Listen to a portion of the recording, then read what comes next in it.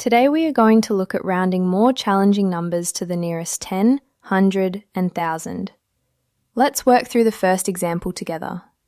Round 995 to the nearest 10. Our number has a 9 in the tens place and a 5 in the ones place. Since we are rounding to the nearest 10, we look at the ones digit. Because it is 5, we round up. The tens digit changes from 9 to 10, so we carry 1 to the hundreds place. The hundreds digit also changes from 9 to 10, so we carry 1 to the thousands place. The thousands digit becomes 1, and all the digits to the right become 0. So 995, rounded to the nearest 10, is 1000. Let's have a look at the second example.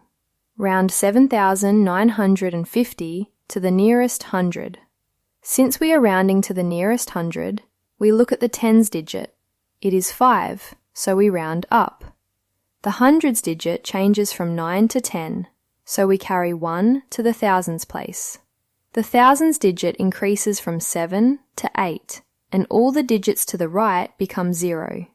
So 7950, rounded to the nearest 100, is 8000.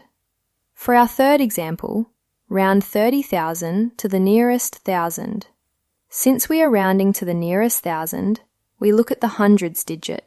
It is 0, which is less than 5, so we round down. The thousands digit stays the same, and the digits to the right become 0. In this case, the number does not change. So 30,000, rounded to the nearest 1000, is still 30,000. Now it's your turn.